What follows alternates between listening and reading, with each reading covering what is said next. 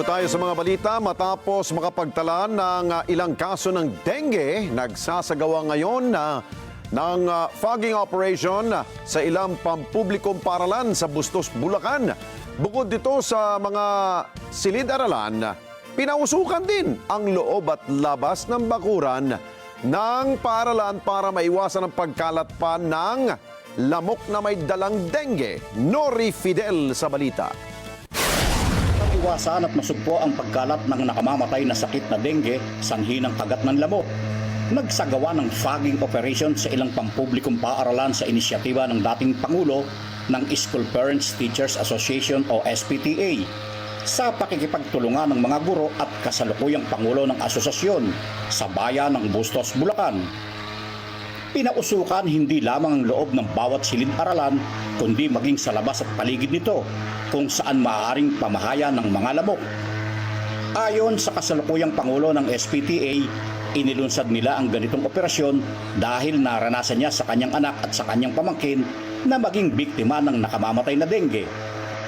Dahil na-experience ko po na yung anak ko pong bunso at yung isa sa pamangkin ko is nagkaroon po ng dengue last year, which is vacation naman po siya. Tsaka po sobrang hirap po kasi na-experience ko na yon dahil halos na ICU po yung pamangkin ko at nag-50-50 po siya.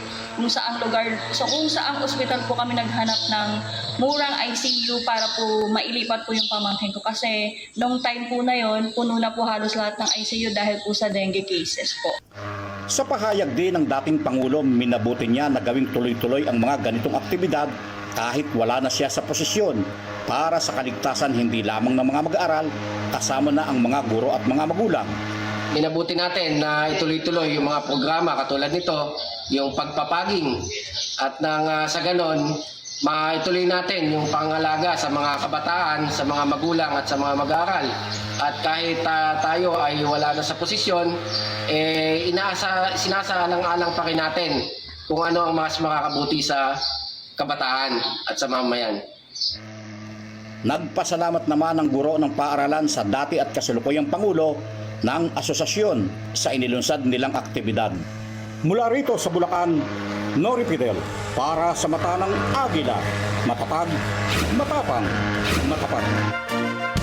Ay, yan ang mga pangunahing balita sa ating bansa at sa ibang panig ng mundo para sa bago at patas na balita. Ito po mata ng Agila, Prime Time. Ako po si Ali Soto. Matatag na dadagitin po ang bawat impormasyon, matapang sa paghahanap ng katotohanan at matapat na magbabalita po sa inyo. Maraming salamat po sa inyo pong pagsubaybay. Ako po si Alex Santos. Magandang gabi, Pilipinas kong mahal.